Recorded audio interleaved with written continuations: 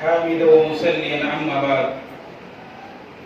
محترم اساتذہ کرام اور عزیز طلباء و طالبات،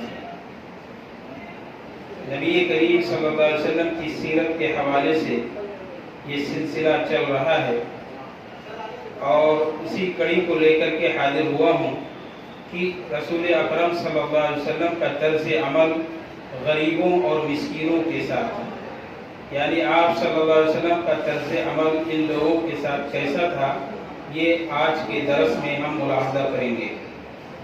یہ ایک مسلمہ حقیقت ہے کہ دولت آزمائش اور کھیل ہے.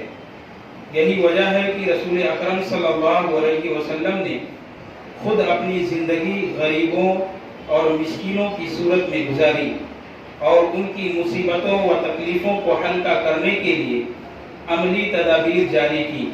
آپ صلی اللہ علیہ وسلم نے اللہ تبارک و تعالیٰ سے یہ دعا کی تھی: اللہم احیینی مسکینا وامیتنی مسکینا واحشرنی فی زمرۃ المساکین یوم القیامہ.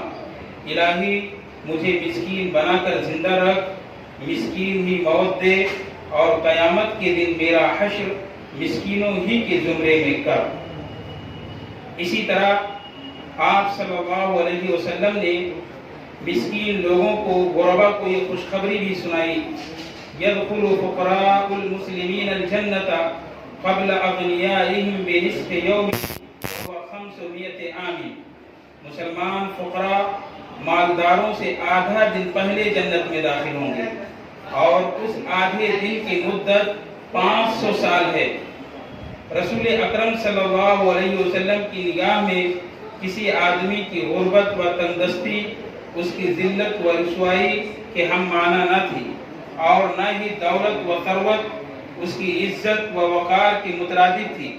جیسا کہ آج کے دور میں اور آج سے قبل کے زمانے میں کم ظرف و بلید لوگوں نے غربت و افلاس اور مال و جائیداد کو انسانی زندگی کی ذلت و رسوائی اور عزت و وقار کا معیار بنایا ہوا ہے.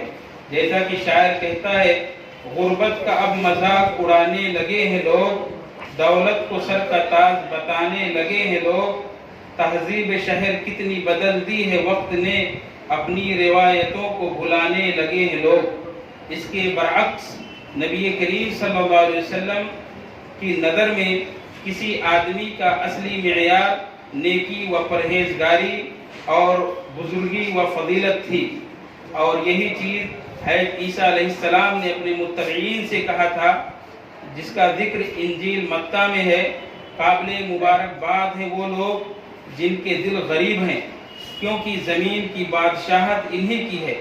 رسول اکرم صلی اللہ علیہ وسلم نے زیادہ ایجاز و اختصار کے ساتھ اس مطلب کو ان الفاظ میں ادا فرمایا: ان المکثرین هم المقلون یوم القیامہ. قیامت کے دن جو مالدار ہیں وہی غریب ہیں، یا جو غریب ہیں وہی مالدار ہیں. نیز ایک دوسری حدیث میں آپ صلی اللہ علیہ وسلم بیان فرمائے: لیس الغنی عن کثرت العرض ولکن الغنی عن النفس. تونگری و مالداری بے نیازی و خودداری کا نام ہے، نہ کہ مال و دولت کی کثرت کا. شیخ سعدی رحمہ اللہ نے اسی چیز کو اپنی مایا ناز کتاب گلستہ میں ذکر کیے ہیں: تونگری بدل ست نہ بے مال و بزرگی بے عقل ست نہ بے بسال. یعنی مالداری دل سے ہے نہ کہ مال سے، اور بزرگی عقل سے ہے نہ کہ زیادتی عمر سے. اسی طریقے سے آپ صلی اللہ علیہ وسلم کس طرح برتاؤ غریبوں کے ساتھ کرتے تھے، آئیے اس سلسلے میں ایک واقعہ ہم ملاحظہ کرتے ہیں. حجۃ الوداع کے موقع پر رسول اللہ صلی اللہ علیہ وسلم میدان عرفات میں کھڑے تھے. اتنے میں ایک دیہاتی آیا اور آپ کی چادر کا کنارہ پکڑ کر مال طلب کیا، اور آپ صلی اللہ علیہ وسلم نے اسے بخوشی عطا فرمایا. رسول اکرم صلی اللہ علیہ وسلم غریبوں اور مسکینوں سے بے تکلف تھے، ان کی حاجت پر آوری کے لیے کوشاں رہتے. اسی لیے وقتاً فوقتاً یہ غریب طبقہ آپ کی خدمت میں حاضر ہوتا۔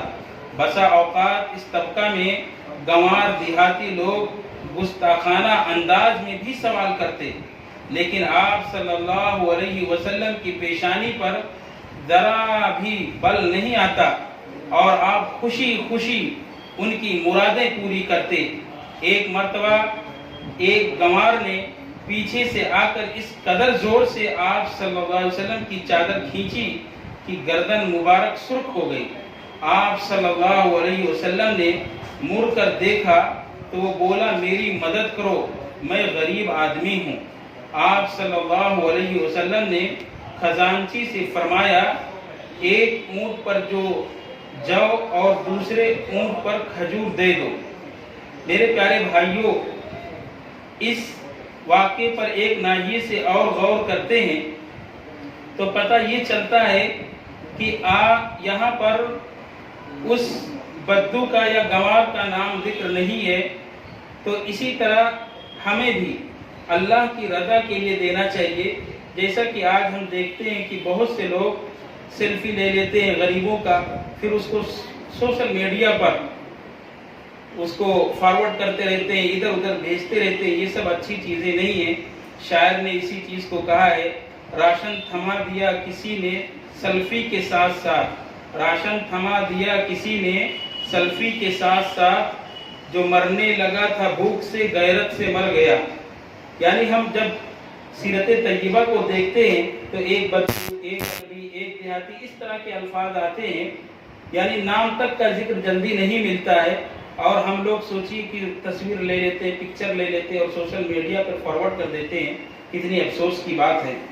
اگر ہم اللہ کے لیے کرتے ہیں تو ان سب چیزوں سے ہمیں باز رہنا چاہیے۔ اور آپ صلی اللہ علیہ وسلم کی اس حدیث سے یا آپ صلی اللہ علیہ وسلم کی اس سیرت سے ہمیں جو چیز ہمارے سامنے نکھر کر آئی وہ یہ ہے کہ آپ صلی اللہ علیہ وسلم دنیا والوں کو تعلیم دے رہے تھے کہ یہ فقیر و نادار، مسکین و غریب لوگ زمین پر بوجھ نہیں، بلکہ یہ مالداروں کے لیے نعمت ہیں۔ انہی لوگوں کی بدولت مالداروں کو روزی ملتی ہے، اسی لیے مالداروں کو ان کمزوروں کے ساتھ اچھا سلوک کرنا چاہیے اور ان کا اچھا خیال رکھنا چاہیے۔ جیسا کہ ہے ابو الدرداء رضی اللہ تعالیٰ عنہ کہتے ہیں کہ میں نے رسول اللہ صلی اللہ علیہ وسلم کو فرماتے ہوئے سنا، ابغون الضعف فانما ترزقون وتنصرون بضعفائکم، مجھے کمزوروں، غریبوں، مسکینوں میں تلاش کرو۔ یہ آپ صلی اللہ علیہ وسلم نے فرمایا، کیونکہ تم لوگ جو رزق دیے جاتے ہو اور تمہیں جو نصرت و مدد پہنچتی ہے، یہ تمہارے کمزوروں ہی کی مرہون منت ہے۔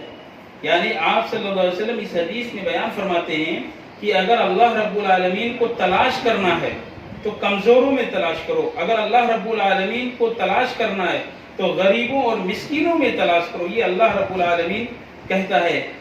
تو اس سے یہ پتہ چلا کہ ہمیں ان کا بہت ہی رسپیکٹ، ادب اور احترام کے ساتھ پیش آنا چاہیے، نہ کہ ہم ان کو جھڑکیں، جیسا کہ بہت سے لوگوں کی عادت ہوتی ہے کہ غربا و مساکین کو جھڑک دیتے ہیں۔ اگر ان کو ضرورت ہوتی ہے، وہ ان کے دروازے پر آتے ہیں کچھ مانگنے کے لیے، تو لوگ جھڑک دیتے ہیں۔ یہ بہت ہی غلط چیز ہے، کیونکہ اللہ رب العالمین انہی کے ذریعہ سے ہمیں دولت دے رہا ہے۔ ہمیں جو کچھ دولت یا رزق یا روزی ملتی ہے، انہی غریبوں کی وجہ سے ملتی ہے۔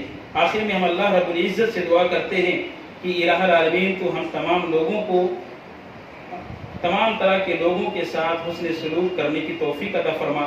آمین، تقبل یا رب العالمین۔ والسلام علیکم ورحمۃ اللہ وبرکاتہ۔